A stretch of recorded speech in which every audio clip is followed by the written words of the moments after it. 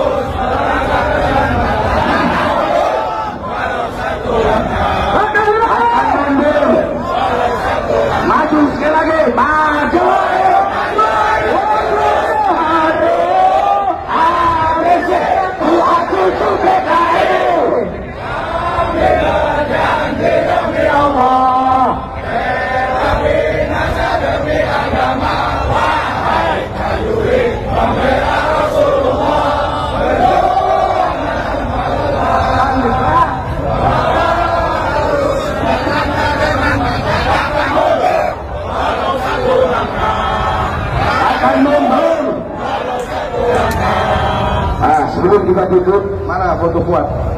Kalau foto presiden aja orang dulu bisa dibakar, masa foto Fuad belum dibakar? Ini Fuad atas ini.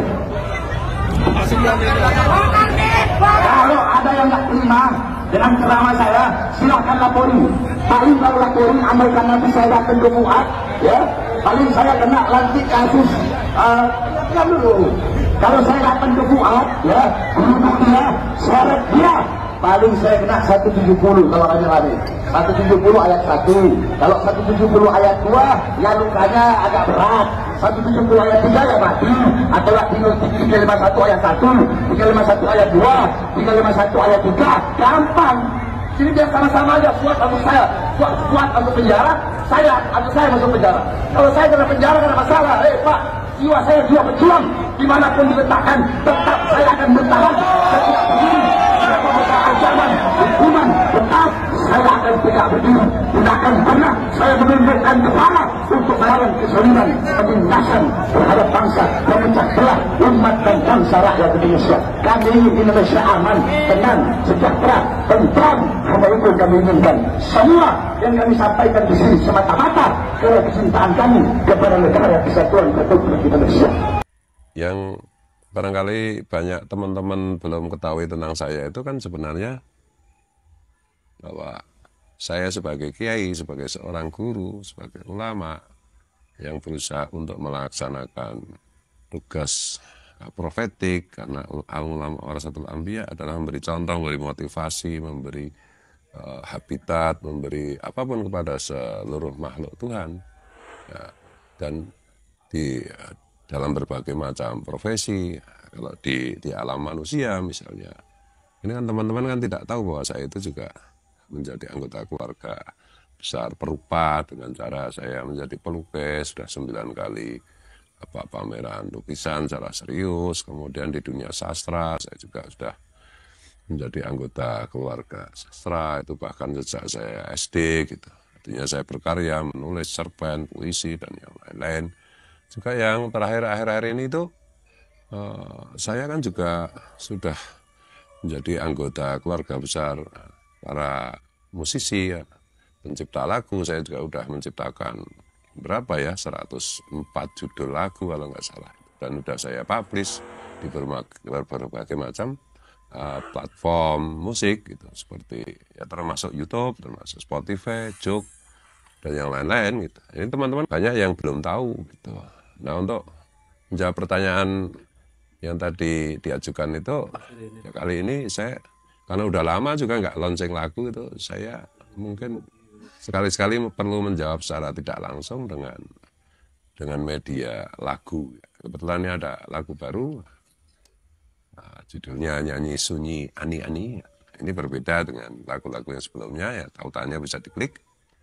Ini saya juga karena udah lama nggak bikin lagu, tiba-tiba ada teman-teman ada bikin lagu judulnya Garam dan Madu yang begitu viral itu, ya saya jadi ingat pengen juga bikin lagu yang IDM seperti itu gitu. Dan ya silakan menikmati lagu saya. Mungkin semua pertanyaan tadi jawabannya ada di situ, mungkin juga enggak. Ya udah diklik aja, dinikmati. Seluruh amal kita kubur, ibu lagi ngejukut duitnya lakin kamar mandi lakinya, kantong diserobot baik. Iku ngekek iku ngegelang kita uang tuh bakalan ning akhirat itu. Alami yaumul hisab. Iku uang ngapes nyisin, uang sing dianggap wali, uang sing dianggap cucu nabi. Di situ semuanya dibuka di hadapan seluruh manusia min ladun Adam ila yaumil kiamah. Maka sebelum hari yang sangat memalukan itu datang, wahai para pemalsu, sadarlah pung masih ana waktu. Bengen leluhur sirah iku ora dosa sing durung bab nasab kima, kecuali sing pertama kali berbohong. Tapi yang di tengah-tengah itu nggak tahu dewek yang selamat. Tapi dari tahun 2022 orang-orang yang masih mengaku tanpa data dan bukti itu neraka urusan aneh. Apa maning sampai marah-marah ngajak-ngajak perang ning wong pribumi.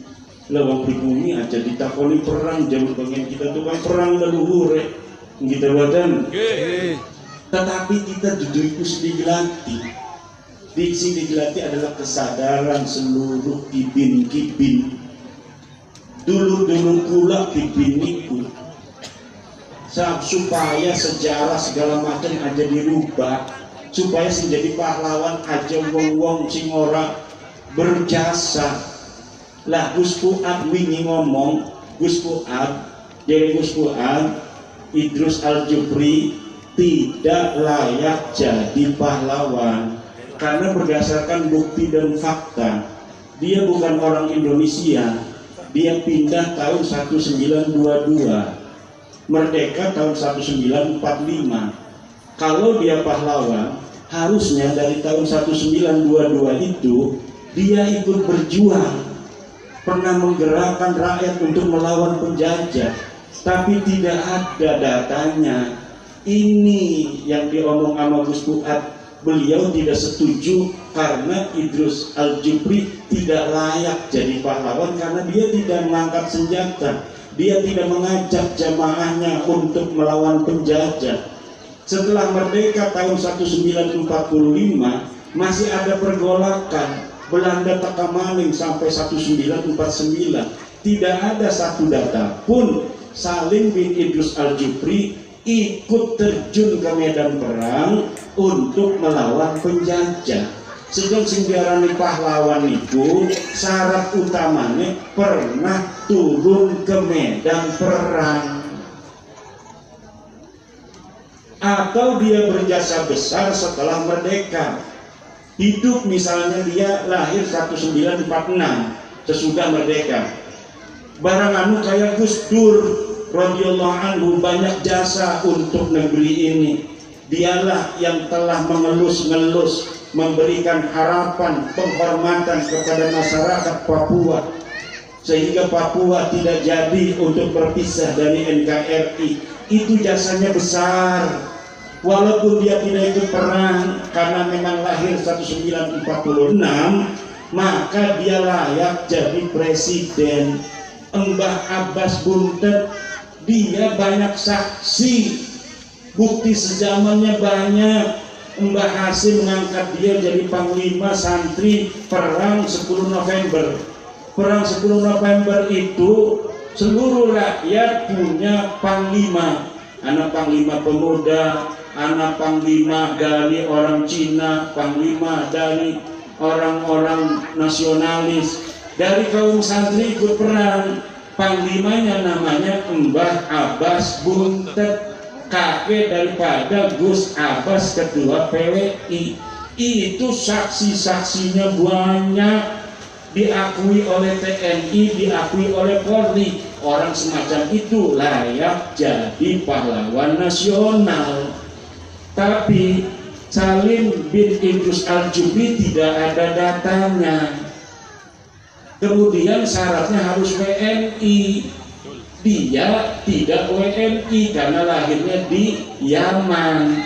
Kata Gus Fuad mengklarifikasi istilah monyet itu, bahwa istilah monyet itu bukan untuk pribadi Salim bin Idrus, tetapi itu untuk usaha-usaha yang melawan undang-undang. Orang yang tidak memenuhi syarat menjadi pahlawan ama orang-orang tertentu diusahakan menjadi pahlawan. Ini yang disebut monyet oleh Gus Fuad, bukan kepada diri Salim bin Idrusnya. Gus Fuadnya sudah mengklarifikasi, sudah mohon maaf.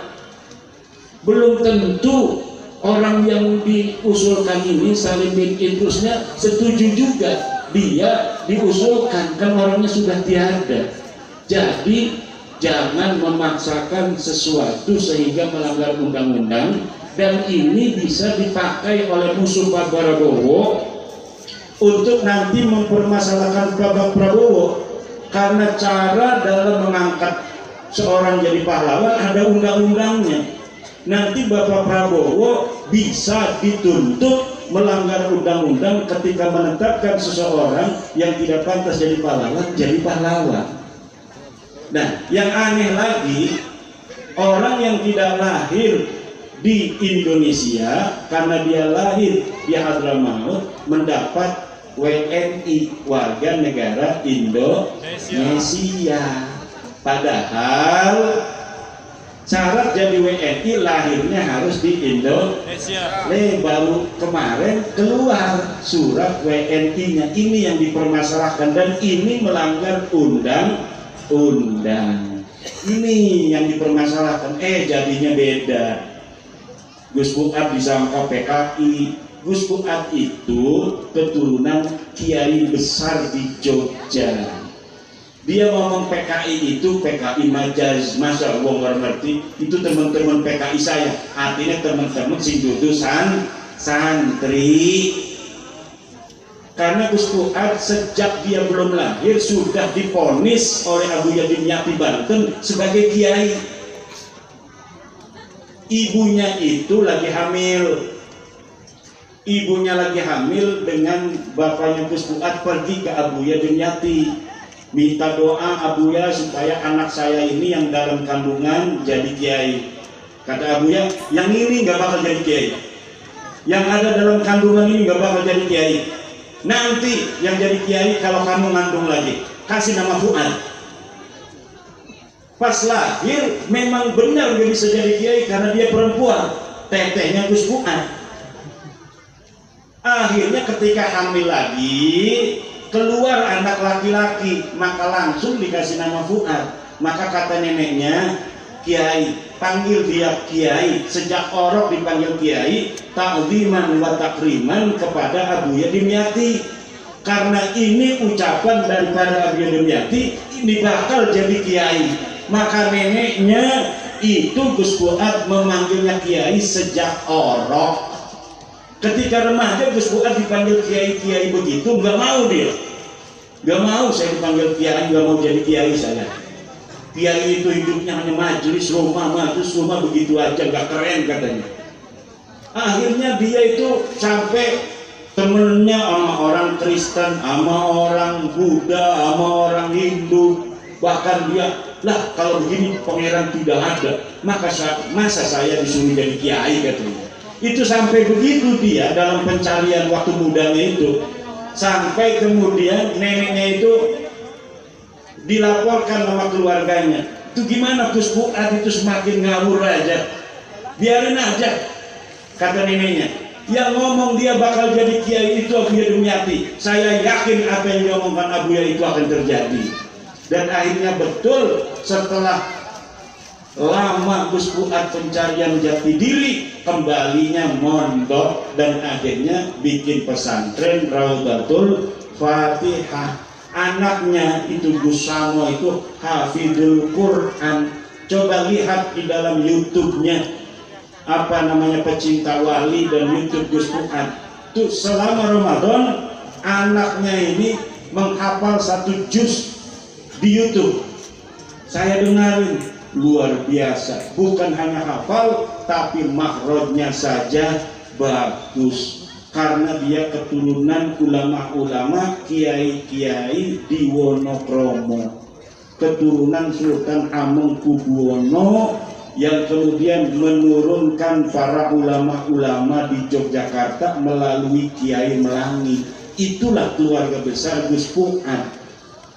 Neneknya namanya Warsina, dibikin oleh orang-orang buzzer-buzzer itu, katanya Warsina ini PKI. Lah orang-orang Jawa ya nama dulu itu Warsina itu banyak sekali. Nama Warsina itu nama yang lagi keren pada masa itu. Banyak orang yang namanya Warsina. Katanya ini Gerwani. Gerwani tidak ada yang namanya Warsina itu. Ada juga Marsina, aktivis sosialis yang mati tidak ketahuan apa kuburannya. Itu bukan orang PKI. Jadi hari ini muter-muter karena perangnya hanya perang medsos, perang narasi. Yang saya berikan kepada PKI, tetap jaga kondusivitas para laskar, harus koordinasi dengan tentara dan koordinasi dengan polisi. Kita bersinergi menjaga keamanan dan ketertiban negara dan bangsa Indonesia.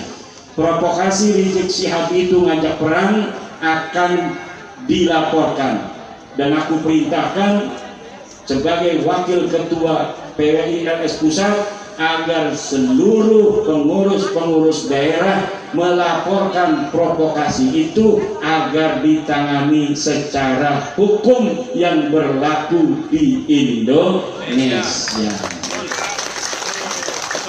Senin mulai laporkan. Kita tidak pakai kekerasan, tapi kita negara hukum. Panglima negara Indonesia adalah hukum, maka kita laporkan ke polisi, biar polisi yang kemudian menangani dan menangkap orang yang telah